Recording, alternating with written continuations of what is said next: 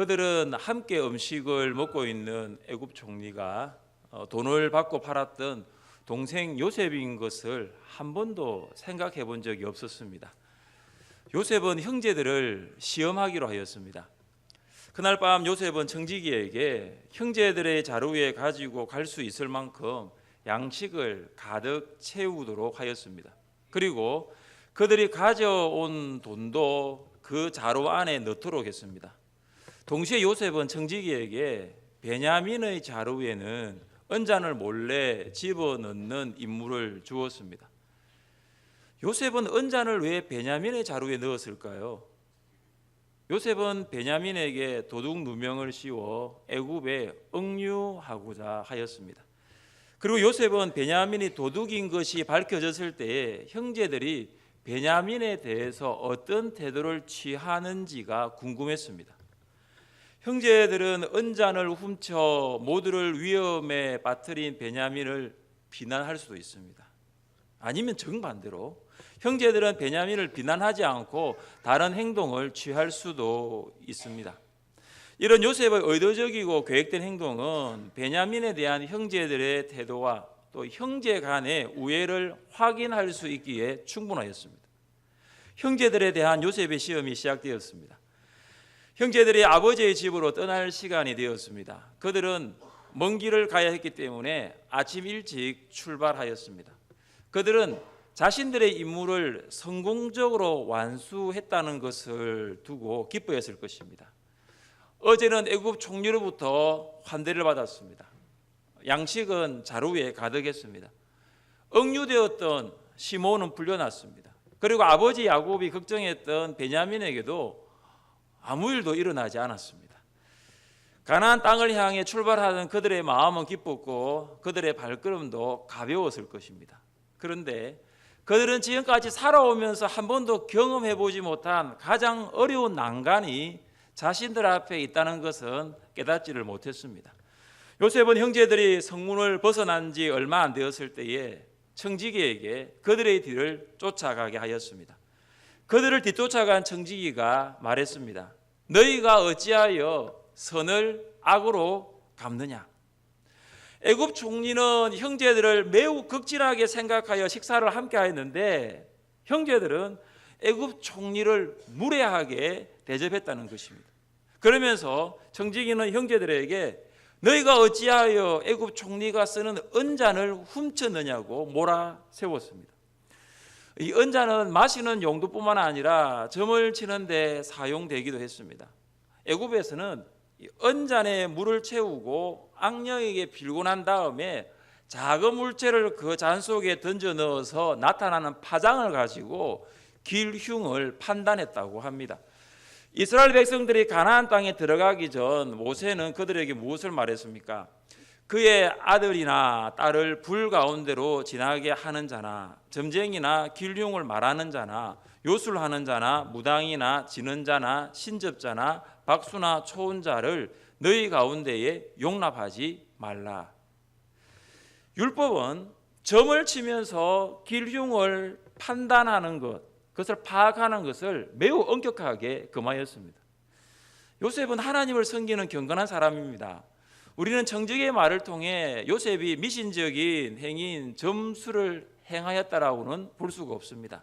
단지 그는 자신이 애굽 사람인 것처럼 신분을 철저히 은폐하고자 했습니다. 그리고 형제들이 점치는 잔을 애굽 사람들이 아주 중요하게 생각하는 것을 알기 위함이었습니다. 실제로 이런 성물을 훔친 죄는 보통 사형에 처해질 정도로 매우 무거운 범죄였다고 합니다.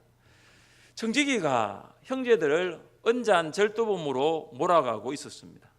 그때 그들은 청지기에게 무엇을 말했습니까? 7절을 같이 한번 읽겠습니다. 그들이 그에게 대답하되 내 주여 어찌 이렇게 말씀하시나이까? 당신의 종들이 이런 일은 결단코 아니하나이다. 형제들은 청지기의 말을 단호히 거부했습니다. 은잔을 훔친 일을 결단코 하지 않았다는 것입니다. 그들은 이전에 자루에서 발견된 돈을 되돌려 주려고 가지고 왔다라고 말했습니다. 그들은 결백을 주장한 것입니다. 그런데 말로만 하는 결백에는 한계가 있습니다. 형제들은 뭔가 다른 것으로 결백을 입증해야만 했습니다. 9절 보십시오.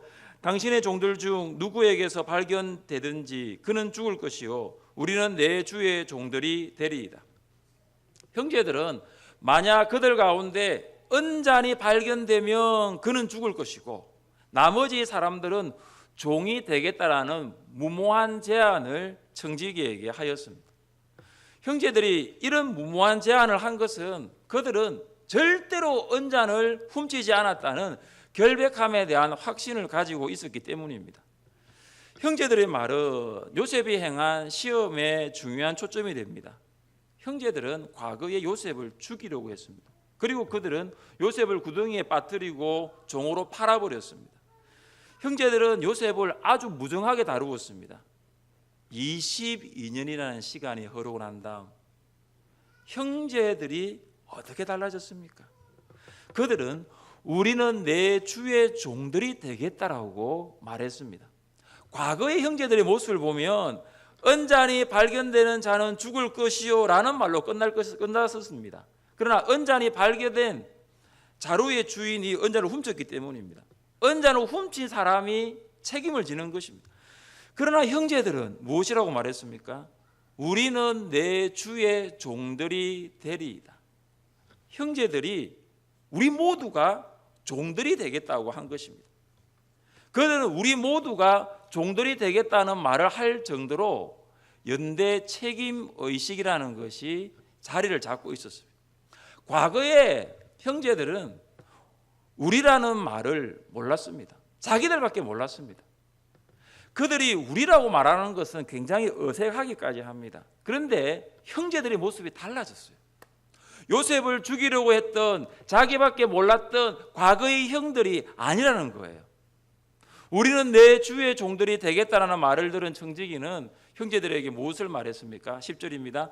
그가 이르되 그러면 너희의 말과 같이 하리라. 그것이 누구에게든지 발견되면 그는 내게 종이 될 것이요 너희는 죄가 없으리라. 그런데 청지기는 은잔이 발견된 자에게만 개인적인 책임을 묻고 다른 사람에게는 연대 책임을 묻지 않겠다라고 말했습니다. 이것이 바로 형제들을 시험한 요셉의 목적입니다. 요셉은 베냐민만이 도둑 혐의를 받고 애굽에 억류하게 되었을 경우 자유의 몸인 다른 형들이 과연 어떻게 나올 것인가를 알고 싶었습니다. 형들이 베냐민을 버리고 돌아갈 것인지 아니면 형들이 베냐민과 함께 생사를 할 것인가를 확인할 수 있는 기회였습니다. 형들이 베냐민에 대하여 아무런 애정을 가지고 있지 않으면 그들은 하나님의 약속의 성취에 참여하는 자가 될 수 없습니다. 만일 그들이 부적격한 사람들로 밝혀진다면 하나님은 다시 시작하셔서 요셉을 통해서 큰 민족을 만드실 수 있습니다. 베냐민을 사랑하지 않는 형들, 동생을 사랑하지 않는 형들이 어떻게 이스라엘 민족의 지도자가 될 수 있을까요? 가족을 사랑하지 않는 형들이 어떻게 공동체의 리더가 될 수 있을까요? 지도자는 사람을 사랑할 수 있어야 합니다. 리더는 영혼을 사랑하는 그 사랑을 소유한 자가 리더입니다. 목자는 자기를 사랑하는 것처럼 목원을 사랑하는 것입니다. 교사는 생명을 사랑하는 마음을 가질 수 있어야 합니다. 사랑하는 마음이 없이는 지도력을 행사할 수 없습니다. 사랑이 없이는 아무 유익이 없기 때문입니다.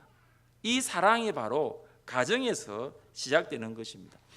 아내를 사랑하지 않는 남편은 성도를 사랑하기가 어려워요.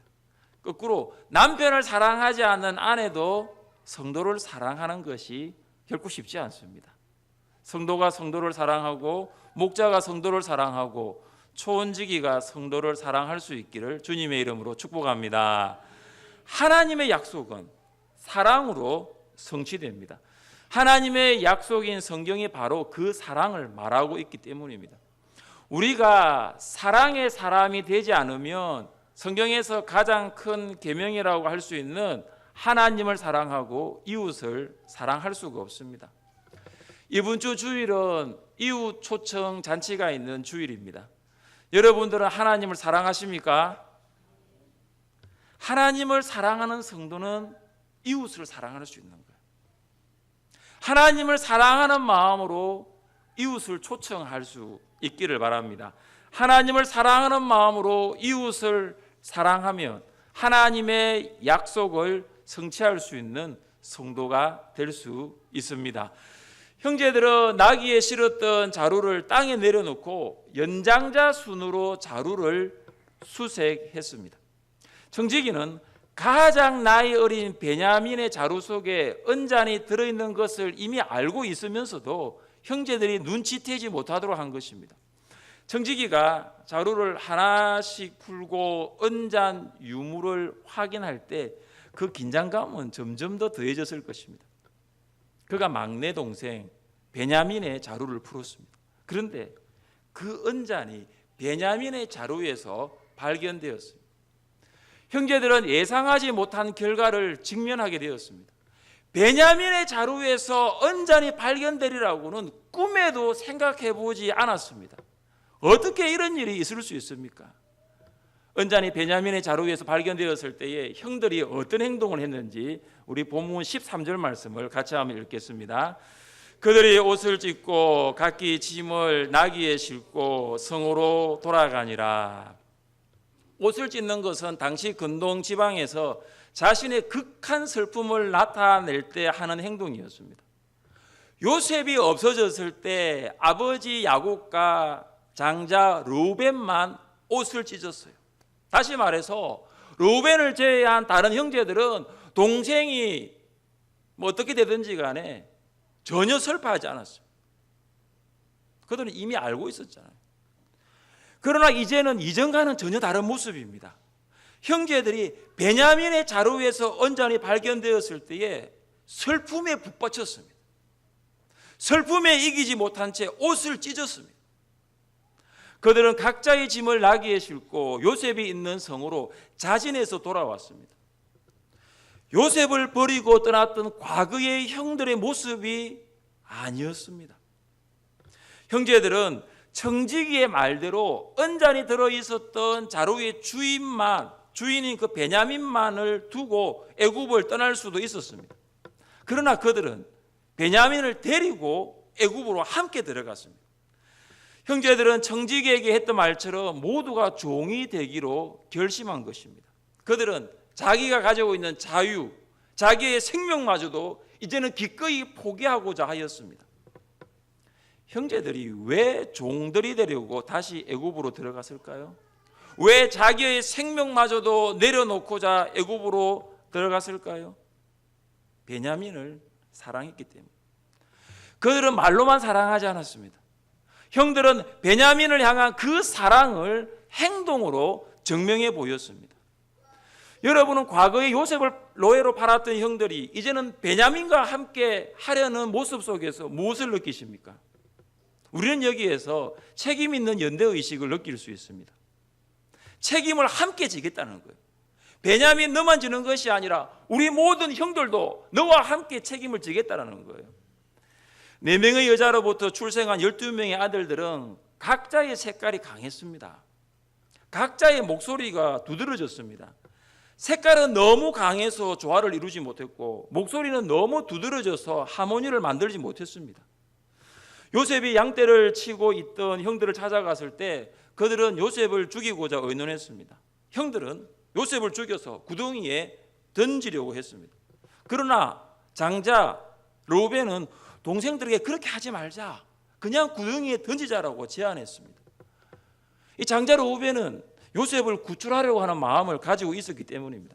그런데 동생들은 큰형 르우벤의 제안을 받아들이지 않았습니다. 형제들이 양식을 구하기 위하여 첫 번째 애굽에 왔을 때 요셉은 그들을 정탐꾼이라는 누명을 씌워서 3일 동안 옥에 가두었습니다. 그들이 서로의 괴로움을 말하고 있을 때 르우벤이 이런 말을 했습니다. 내가 너희에게 그 아이에 대하여 죄를 짓지 말라고 하지 아니하였더냐? 그래도 너희가 듣지 아니하였느니라. 그러므로 그의 핏값을 치르게 되었도다.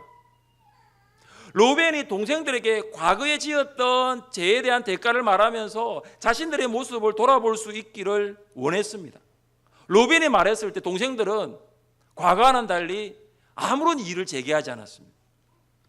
로벤과 형제들과의 이 대화를 들었던 요셉은 달라진 이 형님들의 모습을 보고 감격의 눈물을 흘렸습니다. 시몬이 결박을 당하고 형제들 다시 가나안으로 돌아와서 아버지 야곱에게 애굽에 있었던 모든 일들을 말했습니다. 베냐민을 데려가지 아니하면 애굽 총리의 얼굴을 볼 수도 없고 억류 중인 시몬을 데리고 올 수 없을 정도로 서로를 향한 그 사랑하는 마음이 깊어진 것을 볼 수 있습니다. 그리고 애굽 총리가 그들과 함께 식사를 할 때에 그는 다른 형제들보다 베냐민에게는 5배나 더 많은 음식을 주었습니다. 그런데도 형제들은 왜 배다른 형제 베냐민에게 음식을 더 주냐고 절대 시기하지 않았습니다. 과거 요셉의 형들은 다른 사람 탓하고 비난했던 자들이었습니다. 그들은 정말로 형제들이라고 부르기 힘들 정도로 서로 이해하지 못했고 공감하지 못했습니다. 그들은 정말로 사랑하지 못했습니다. 그런데 베냐민의 자루에서 언잔이 발견된 이후 그들의 행동은 다른 사람의 잘못을 내 잘못으로 여기고 있습니다. 베냐민 한 개인의 책임으로 돌리는 것이 아니라 서로가 책임 있는 연대의식을 가지고 있습니다. 그들은 서로 이해하고 점점 더 하나가 되어가고 있습니다. 도저히 변할 것 같지 않았던 요셉의 형제들이 변하고 있습니다. 달라지고 있는 거예요. 그들은 자기들의 짐만 지르고 하는 것이 아니라 함께 그 짐을 지고자 했습니다. 베냐민이 혼자 감당하기 힘든 그 짐을 서로 나누어 지고자 원했던 것입니다. 이것이 사랑인 줄 믿습니다. 이것이 하나됨입니다. 이것이 책임 있는 연대의식이에요. 베냐민의 곡식 자루에서 발견된 언잔 사건을 통한 형들의 행동을 보면서 우리가 교회 안에서 한 사람의 잘못이 발견되었을 때에 우리는 어떻게 해야 하는가를 깨닫게 해줍니다. 너가 잘못했으니까 너가 책임져. 이거는 교회가 말할 수 있는 것이 아니라는 거예요. 너가 잘못했으니까 너가 그 책임져. 이거는 성도가 말할 수 있는 부분이 아니라는 것을 볼 수 있는 거예요. 예수님은 자기에게 분명한 잘못을 한 사람에게 책임을 돌리는 기도를 하지 않았습니다. 예수님은 어떻게 기도했습니까? 아버지, 저들을 사하여 주옵소서. 자기들이 하는 것을 알지 못함이니이다. 예수님을 꼭 닮았던 스데반 집사님이 자기에게 잘못을 한 사람을 위해서 어떻게 기도했습니까? 주여, 이 죄를 그들에게 돌리지 마옵소서. 예수님과 예수님을 사랑했던 스데반 집사님은 자기에게 분명히 잘못한 사람에게 그 책임을 돌리지 않았습니다. 그들을 용서하는 기도를 드렸습니다. 이것이 사랑입니다. 이 시대에 정말로 우리에게 부족한 것은 무엇입니까? 다른 성도의 잘못을 이해하고 그것을 용납하려고 하는 사랑이 부족한 거예요. 우리가 그들을 위하여 기도해 주지 못했고 그들이 변화되기를 기다리지 못했다라는 연대 책임이 우리에게 있어야 되는 거예요. 그래서 성도의 잘못은 나의 잘못이고 교회의 잘못은 나의 잘못이라는 것, 공동체를 향한 이 사랑, 이 책임의식을 회복해야 되는 것입니다.